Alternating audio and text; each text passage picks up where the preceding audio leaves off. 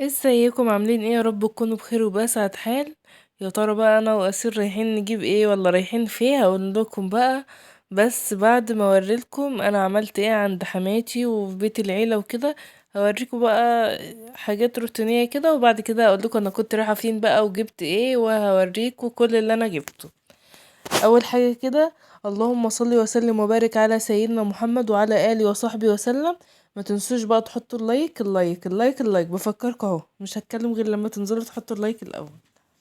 انزلوا حطيتوا اللايك. آه. وكمان تكتبوا لي كومنت، ولو مش مشتركين في القناه اشتركوا في القناه وفعلوا الجرس عشان يوصلكم كل جديد. اول حاجه كده، انا كنت روقت البيت بره وكنست وكده و... وكنت كمان خلصت كل حاجة برا المطبخ يعني. المهم دخلت على المواعين. كان في شوية مواعين كده، يعني انا كنت غاسلة المواعين اصلا قبلها، بس دي كانت يعني كنت غاسلة المواعين بالليل. وبعد ما مشيت بقى هم اتعشوا كده وفضينا الحلل اللي كان فيها الاكل والكلام من ده الصبح، واطباق الفطار وكده. فمسكتهم بقى غسلتهم كده كويس.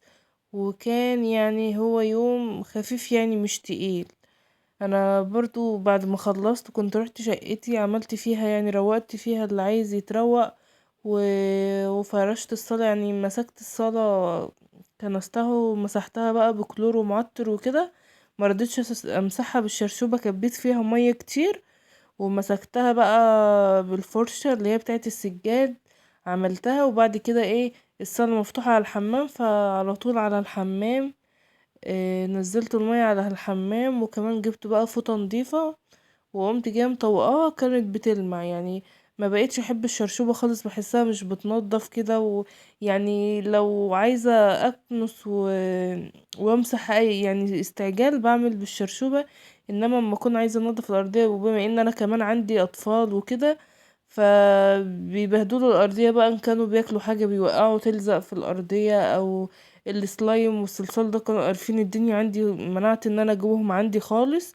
حتى يعني بنتي راحت مع بابا الدكان حكمت عليه جاب لها سلايم، والله العظيم مسكته بعلبته رميته في الزبالة على طول. ف يعني هي دي الحاجات اللي بتوسخ الأرضية عندي.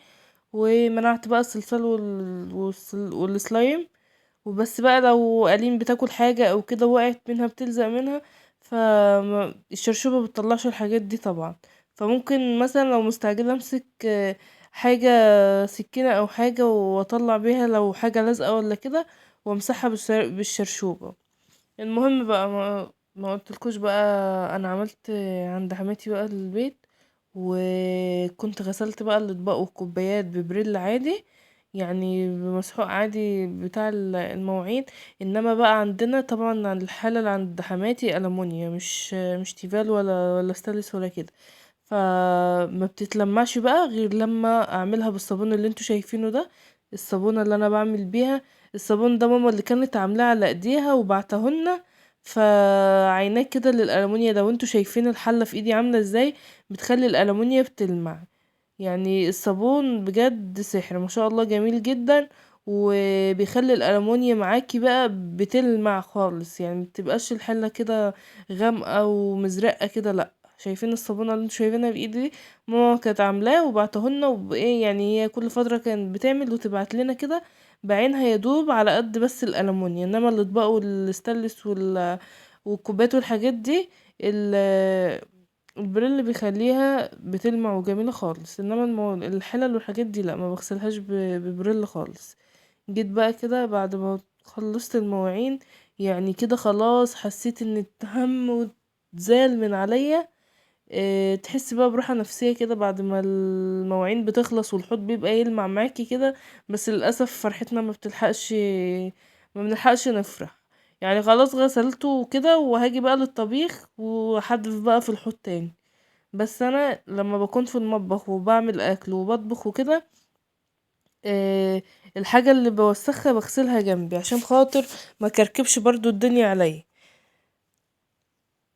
بعد ما خلصت بقى كنت طلعنا بطة وفرخة من الفريزر، سبتهم في مية يفكوا. وبرضو كنت قررنا ان احنا نعمل فاصوليا اللي هي الناشفة. فقلت كده اغسل البوتاجاز، وزي ما انتوا اللي متابعني عارف ان انا لازم اغسل البوتاجاز قبل الطبيخ. مع ان بعد الطبيخ بتقع حاجات عليه مش مشكلة، عادي بمسحه بأي فوطة او حاجة. بس ما بحبش اغسل، ما بحبش اطبخ و... وتكون الدنيا مكركبة او البوتاجاز وسخ جنبي. حطيت معلقة على البوتاجاز وانا بقلب الحلة، حطيتي حاجة على البوتاجاز جنبك سندتيها على البوتاجاز ما تتوسخش.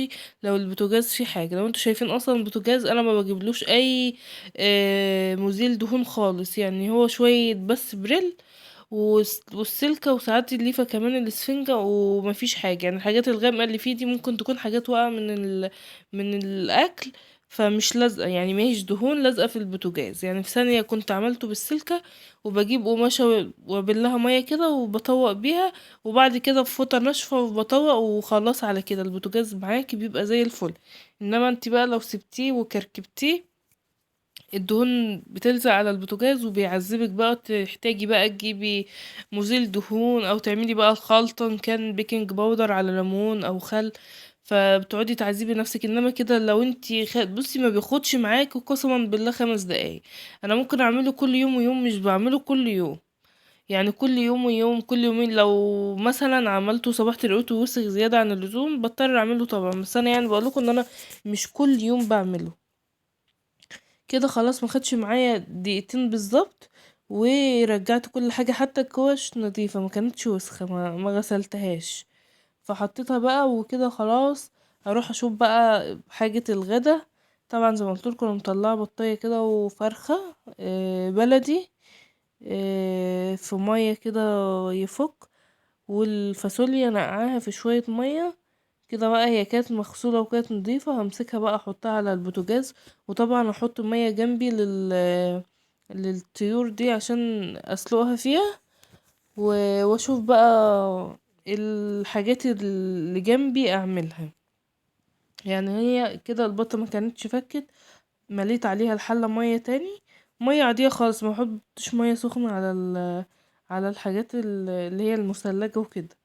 رحت بقى للرخامة عشان كانت برضو كان في حل عليها كده سمار من تحت، كانت عكة الرخامة. وطبعا ما بحطش للرخامة اي حاجة غير شوية كلور بس. الكلور بيخلي بقى الرخامة معاكي بتعقميها بيه، وبيخليها نظيفة وبتبيض كده وبتبقى جميلة. انما لو عملتها ببريل وسلكة ما بتبقاش بتلمع زي ما بتحطي بريل. يعني عايزة اقول لكم ان انا كمان كنت كترت البريل هنا، وكان بريل خام فحرق عيني. يعني ما تكتروش كلور، كلور خام. ريحته بتحرق العين، وبتحس كده بدموع بقى، وأكنك بس تحط يعني بتخرطي بصل بالظبط. انا مش عارفة الكلام عمال يقطع مني. طبعا كده خلاص كنت مسحتها، وخلاص المطبخ معايا بقى كان زي الفل، ما كانش فيه اي حاجة. حطيت بقى المية بتاعت الطيور، وحطيت الفاصوليا كده تتسلق جنبي. طبعا الفاصوليا يعني حبيت اعملها الاول عشان هي بتغيب في السليق.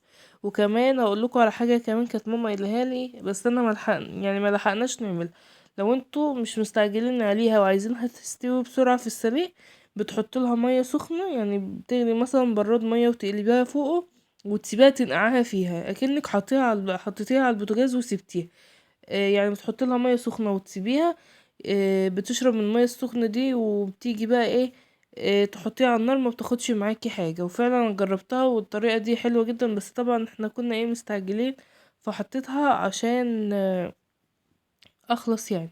بعد كده خرجت بصلايه بقى كده، وحطيت عليها شويه زيت وحته سمنه.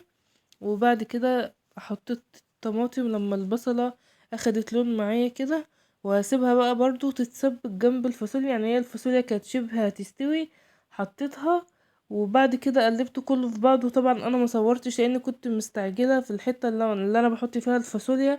سبتها بقى تتردل على النار، حطيت الفاصوليا مع الطماطم لما استوت والطماطم اتسبكت، وحطيتها على النار. ما بتغيبش طبعا لانها بتبقى مستويه في السليق. ف دايما الطماطم بتاعت اللوبيا والفاصوليا تتسبك كويس خالص عن اي خضار، لان الحاجه دي بتبقى مستويه اصلا في السليق، لما بتيجي تحطها في الطماطم ما بتغيبش. تعالوا بقى اقول لكم انا رحت فين؟ انا رحت يعني كان في مندوب جاي لي قدام البيت جايب لي طلبات من جوميا، كنت طالبه اوردر من جوميا، وكنت رايحه بقى انا واسيل تقريبا ماما نزلتهولي من جوميا واشتريناه. بص بقى الكيس والكرتونة، بص بقى جمال قوي والله. بس شوية طب يلا كده نفتح. عندكم. تعالوا نفتحها. تعالوا بقى اما نفتح الكيس الأول. هنفتح الكيس الأول يا ماما يا بيبي.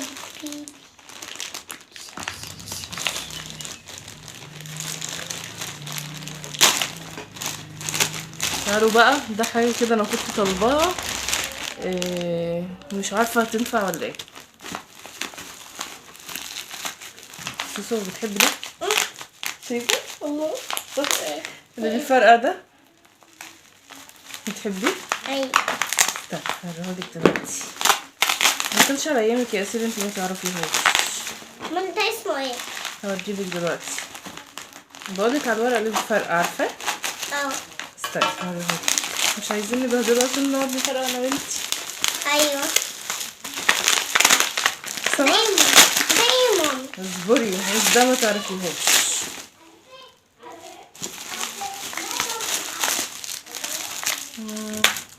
دايما.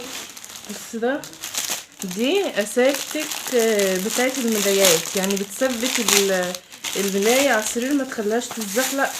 الموضوع ده مضايقني قوي بتاع الملايات ده، وكنت عايزه افكر اغير الملايات اللي عندي، اسيبها واجيب الملايات اللي هي الاستك. ثواني اسيب. طبعا هجربها معاكم.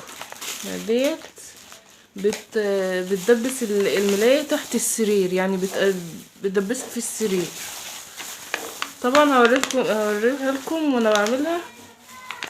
دي 4 ودول 4، هما 8. هوريه لكم. طبعا سعرهم رخيص، يعني حتى ما نفعوش فسعرهم رخيص. اصبري بقى ما الفيديو يخلص. كرتونة فتح ازاي يا اسمي؟ اصبري. لا اصبري.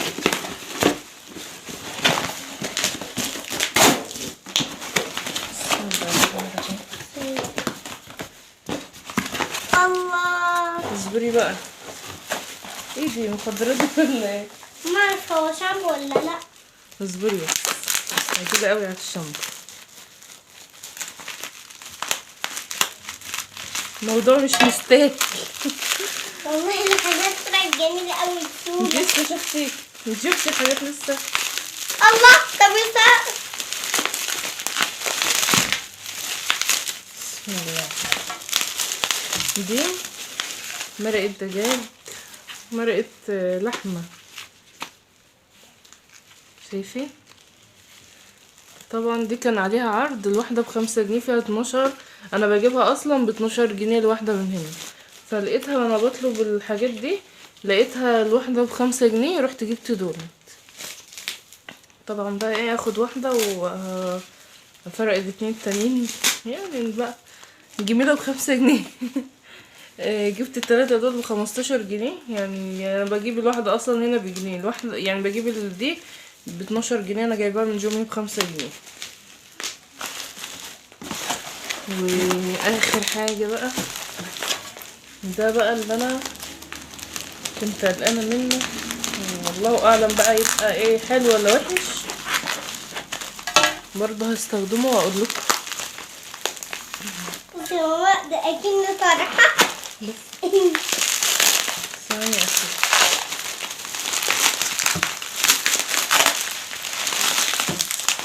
ده عرض شامبو وبلسم. الله. اسمه كرافيو. بصوا انا شفت العرض ده الاتنين ب27 جنيه. طبعا لقيت منه ان احنا بنجيب الشامبوات بميات وازيد. دخلت في الكومنتات استغربت، الناس بتقول تحفة. تعالي. شايفين؟ انا جبت 2، يعني هو العرض الاتنين دول ب27 جنيه، فانا قلت اجيب 2 بما ان بقى الكومنتات يعني كله عمال يقول تحفة فظيع رهيب. هوريلكوا الكومنتات في سكرينة دلوقتي. جبتهم ولسه بقى هجربهم وبعد كده احكم هما حلوين ولا وحشين. طبعا انا جبت الاتنين يعني ب27 جنيه، مش حاجة على الاسعار اللي انا بجيبها، فقلت نجيب الاتنين وكده كده مش خسرانين حاجة يعني.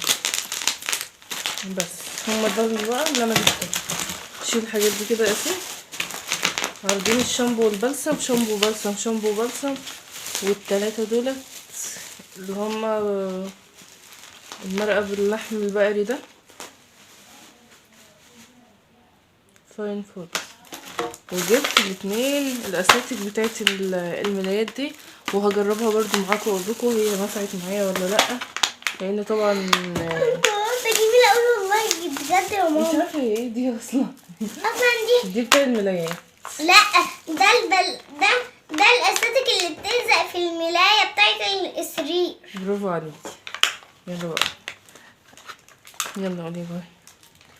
هجرب بقى الحاجات دي معاكم وبعد كده بقول لكم رايي فيها. هجرب الحاجات كانت الأساتك جميلة دي، قوي والله وهجرب يا برضو جماعة. الشامبو. يلا بقى باي. مع السلامة يا جماعة، كنت بحبكم قوي. بس حاجة حطوا لايك واكسلات وفعلوا الجرس ولايكات كتير. انا كنت بحبكم بس الحاجات طلعت جميلة قوي. انت عارفه بشار. يلا مع السلامه. يلا مع السلامة يا أصحاب.